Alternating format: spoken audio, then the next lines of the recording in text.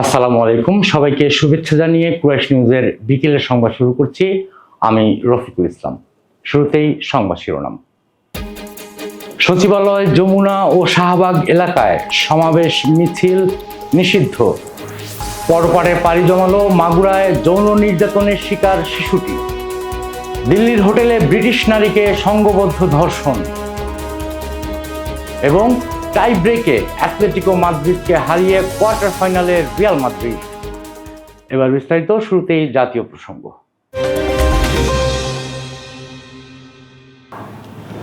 সশস্ত্র বাহিনীকে দেয়া বিশেষ ম্যাজিস্ট্রেসি ক্ষমতার মেয়াদ আরও 2 মাস বা 60 দিন বাড়ালো সরকার। আগামী 15 মার্চ থেকে কার্যকর হতে যাচ্ছে সশস্ত্র বাহিনীকে দেয়া নতুন এই ঘোষণা।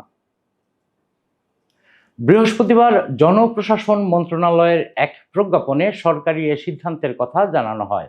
প্রজ্ঞাপনে বলা হয়, the code of criminal procedure সারা দেশে ও সময়কালে স্পেশাল এক্সিকিউটিভ ম্যাজিস্ট্রেটের ক্ষমতা অর্পণ করা হলো। সারা দেশে ফৌজদারি কার্যবিধির বিভিন্ন ধারার অপরাধ নিয়ন্ত্রণে সশস্ত্র বাহিনীর ক্যাপ্টেন ও তদূর্ধ্ব সমমর্যাদার কমিশনপ্রাপ্ত কর্মকর্তারা কার্যক্রম চালাতে পারবেন। এর আগে গেল 17 সেপ্টেম্বর সারা দেশে মোতায়েন করা সশস্ত্র বাহিনীর সদস্যদেরকে প্রথমবারের মতো 2 মাস বা 60 দিনের ম্যাজিস্ট্রেসি ক্ষমতার দিয়ে প্রজ্ঞাপন জারি করা হয়।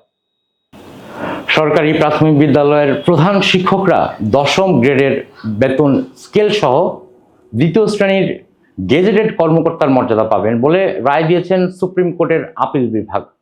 2014 সালের 9 মার্চ থেকে তারা এই মর্যাদা ও সুযোগ সুবিধা পাবেন বলে জানিয়েছেন আইনজীবীরা।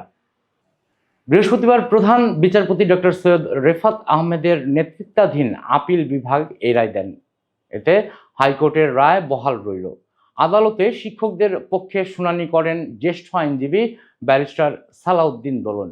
তিনি তখন সাংবাদিকদের বলেন, বর্তমানে প্রধান শিক্ষক পদটি 2য় শ্রেণীর হলেও তারা বেতন পান 11 ও 12তম গ্রেডে, অথচ 2য় শ্রেণীর অন্য সব চাকরিজীবী 10ম গ্রেডে বেতন পান। ফলে সরকারি প্রধান শিক্ষকদের মর্যাদা দিলেও তাদের প্রাপ্য থেকে বঞ্চিত করা হচ্ছিল। যে এই কর্মরত প্রাথমিক সরকারি প্রাথমিক বিদ্যালয় প্রধান শিক্ষকগণ 10ম গ্রেড পাবেন।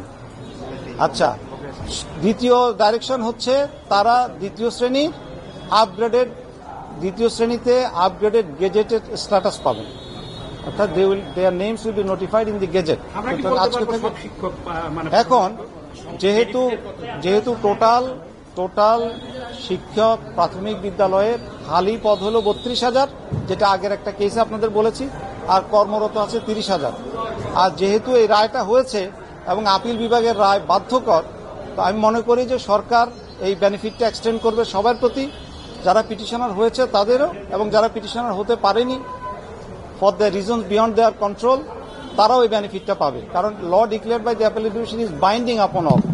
এই সিচুয়েশনে আমরা আশা করতে পারি যে যেহেতু আদালতেও সরকার সহায়তার হাত বাড়িয়েছে, সেহেতু কর্মরত 30,000 শিক্ষক, প্রধান শিক্ষক সবাই এই রায় বাস্তবায়নের তারিখ থেকে, অর্থাৎ আমরা যেটা চেয়েছি 2014 সালের 9/3/2014 সাল থেকে চেয়েছি আমরা, সেটার থেকে আশা করি ইনশাল্লাহ তারা এই দুটো বেনিফিট পাবে।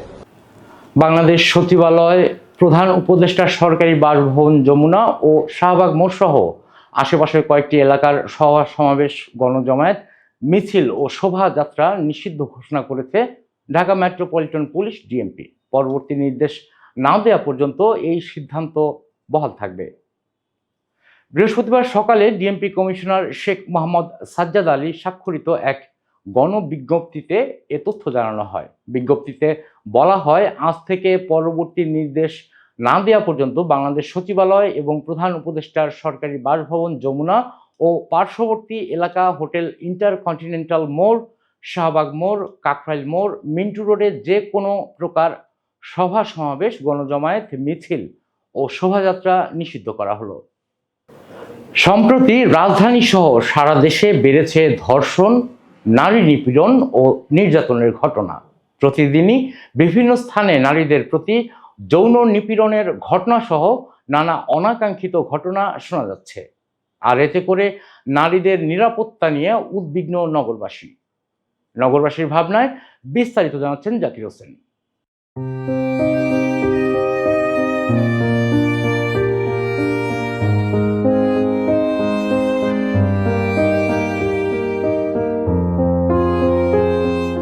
বর্তমানে দেশে ধর্ষণের সংখ্যা বেড়ে গেছে। আসিয়া মাত্র 8 বছরের শিশু রেহাই পাচ্ছে না ধর্ষকদের কাছ থেকে। ধর্ষকদের শাস্তি যেন দ্রুত গতিতে হয় সেই বিষয়ে আজকে আমরা নগরবাসীর ভাবনায় জানার চেষ্টা করব নগরবাসী কি ভাবছে। আসসালামু আলাইকুম, আমি রুবিনা ইয়াসমিন। আমি জব করি হচ্ছে ইনসাফ বারাকা কিডনি অ্যান্ড জেনারেল হাসপাতালে। আর বর্তমান আমাদের আজকে যে নারী দিবস উপলক্ষে যেটা বলতেছেন, আসলে বর্তমানে যে নারীদের যে অবস্থা হচ্ছে, আমরা সন্ধ্যার পরেই আর সেভ না বাইরে। তো এই বর্তমান ধর্ষণের ব্যাপারটা যে বেড়ে গেছে, এটা আমি নারী হিসেবে চাই যে ধর্ষণের বিচার দ্রুত করা হোক এবং সবাই প্রকাশ্যে যেন দেখতে পারে যে না, ধর্ষণের বিচারটা হচ্ছে। ঠিক আছে, দ্রুত করা হোক। এটা আসলে আমাদের জন্য, আমরা খুব সবসময় ভয়ে ভয়ে থাকি। তো এই অবস্থার মধ্যে আমরা চলাফেরা করতে পারি না, কারণ আমরা জব করি, বাইরে তো আমাদের যাওয়াই লাগে। কিন্তু এই অবস্থা যদি চলতে থাকে তাহলে তো আমরা চলতে পারবো না। আমার এই মুহূর্তে সরকারের উচিত শাস্তি দেওয়া দরকার, কারণ এই সব দর্শনকারীগো এমন শাস্তি দেওয়া উচিত যাতে কোন দিন অন্য কেউ এই রকম দর্শনকারী করতে জানি সাহস না পায়। আমার মতে উচিত শাস্তি দেওয়া দরকার, মানে পরবর্তীতে কোনো নারী এবং শিশুর প্রতি জানি আকর্ষণ না করতে পারে, তার জন্য সরকারের উচিত বিচার করা দরকার। বিচার হওয়া তো উচিতই, নাহলে এরকম তো আরো বাড়বো, সামনে করা উচিত বিচার। কঠিন বিচারের দরকার আছে আগরে। অবশ্যই বিচার হওয়া উচিত, একদম কঠিন বিচার হওয়া উচিত। এতটুকু বাচ্চারা কেউ দর্শন করে, এরকম মানুষের কাতারে পড়ে এই লোকটা। এখন আমাদের দেশে যে এই যে ধর্ষণ গুলো হচ্ছে, আমার অ্যান্সার ঠিক হলে আবার বলবেন ভাই, এর বিচার তো সঠিক হওয়া উচিত। এবং আমি মনে করি যে আওয়ামী লীগ সরকার দরকার, তিনিও এর সুষ্ঠু বিচার করেননি। এবং তত্ত্বাবধায়ক সরকার এখন যারা আছেন, যে অন্তর্বর্তীকালীন সরকার, এরাও পারবে বলে আমার মনে হচ্ছে না। তবে ধর্ষণ গুলো যে হচ্ছে, লুট, চুরি, ডাকাতি, মেয়েরা হাঁটতে পারতেছে না, বউরা হাঁটতে পারতেছে না, এদেরকে আমি তীব্র নিন্দা জানাই এবং এর মানে সুষ্ঠু বিচার চাই। এবার জেলা সংবাদ। টানা কয়েকদিন ধরে মৃত্যুর সাথে লড়াই করে অবশেষে হার মানল মাগুরায় যৌন নির্যাতনের শিকার শিশুটি। বৃহস্পতিবার দুপুর 1টার দিকে ঢাকার সম্মিলিত সামরিক হাসপাতাল সিএমএইচে শেষ নিঃশ্বাস ত্যাগ করে সে। ইন্না লিল্লাহি ওয়া ইন্না ইলাইহি রাজিউন। বাংলাদেশ সেনাবাহিনীর ভেরিফাইড ফেসবুক পেজ থেকে বিষয়টি নিশ্চিত করা হয়। পোস্টে জানানো হয়, সিএমএইচের সর্বাধুনিক চিকিৎসা ব্যবস্থা প্রয়োগ এবং বিশেষজ্ঞ চিকিৎসকদের সর্বোচ্চ প্রচেষ্টা সত্ত্বেও তাকে বাঁচানো সম্ভব হয়নি। শিশুটির আজ সকালে 3বার কার্ডিয়াক অ্যারেস্ট হয়েছে। 2বার স্থিতিশীল করা গেলেও 3য়বার আর হৃদস্পন্দন ফিরে আসেনি। গেল বৃহস্পতিবার মাগুরা শহরে বোনের বাড়িতে বেড়াতে গিয়ে ধর্ষণের শিকার হয় ওই শিশুটি। এবার আন্তর্জাতিক প্রসঙ্গ। এদিকে ভারতের রাজধানী দিল্লির একটি হোটেলে ব্রিটেনের এক নারীকে সংঘবদ্ধ ধর্ষণের অভিযোগ উঠেছে।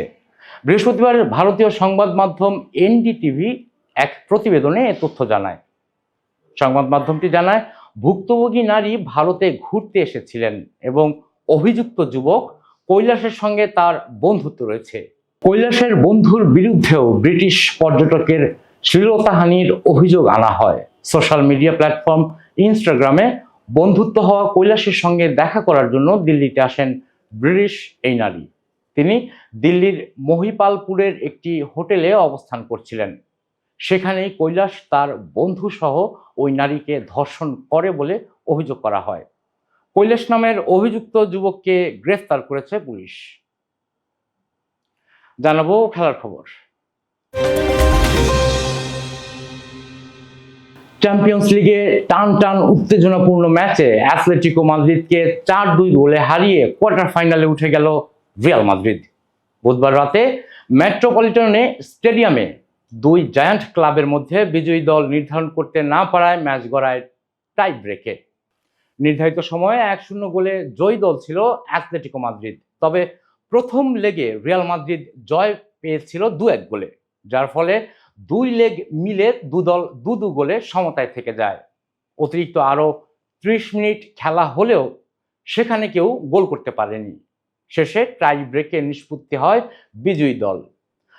টাই ব্রেকে তৈরি হয়েছিল নাটকীয়তা, কিছুটা বিতর্ক, তবে শেষ পর্যন্ত অ্যান্তোনিও রুডিগারের স্পট কিক অ্যাথলেটিকোর জালে জড়িয়ে পড়ায় সঙ্গে সঙ্গে বিজয়ের আনন্দে মেতে ওঠেন রিয়াল ফুটবলাররা। সংবাদ শেষ করব বিনোদন অঙ্গনের খবর দিয়ে। বৈষম্য বিরোধী ছাত্র জনতার আন্দোলনের সময় নানান ভূমিকায় ভাইরাল কন্যা হিসেবে পরিচিতি পান ফারজানা সিথি। এবার সিথি ধর্ষণের হুমকি পেয়ে মামলা করলেন এক কন্টেন্ট ক্রিয়েটরের বিরুদ্ধে। ফেসবুক লাইভে এসে সিথিকে ধর্ষণের হুমকি দেন হৃদয় নামে এক কন্টেন্ট ক্রিয়েটর। সেই সঙ্গে নেটিজেনদেরও উদ্বুদ্ধ করেন। বিষয়টি নিয়ে সম্প্রতি হৃদয়ের নামে শেরেবাংলা নগর থানায় মামলা করেন তিনি। সিথি এ সময় বলেন, গেল 27 ফেব্রুয়ারি হৃদয় ফেসবুক লাইভে এসে তাকে ধর্ষণের হুমকি দেন, পাশাপাশি তার জীবনযাপন, চলাফেরা, পোশাক আশাক নিয়ে নোংরাভাবে কথা বলেন। সেই সঙ্গে সিথিকে ধর্ষণ করলে পুরস্কার দেবেন বলেও ঘোষণা দেন হৃদয়। যারা মেয়েদের উত্ত্যক্ত করে সমাজে বিশৃঙ্খলা তৈরি করতে চায় তাদের সবাইকে আইনের আওতায় আনা উচিত বলেও জানান সিথি। সংবাদ শেষ করার আগে সংবাদ শিরোনামগুলো আরো একবার। সচিবালয়, যমুনা ও শাহবাগ এলাকায় সমাবেশ মিছিল নিষিদ্ধ। পরপারে পাড়ি জমালো মাগুরায় যৌন নির্যাতনের শিকার শিশুটি। দিল্লির হোটেলে ব্রিটিশ নারীকে সংঘবদ্ধ ধর্ষণ। এবং টাই ব্রেকে অ্যাথলেটিকো মাদ্রিদকে হারিয়ে কোয়ার্টার ফাইনালে রিয়াল মাদ্রিদ।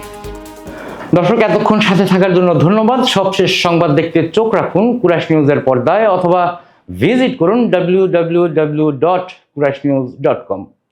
কুরাইশ নিউজের পরবর্তী সংবাদ দেখার আমন্ত্রণ জানিয়ে আপনাদের কাছ থেকে এখনকার মতো বিদায় নিচ্ছি আমি রফিকুল ইসলাম। আল্লাহ হাফেজ।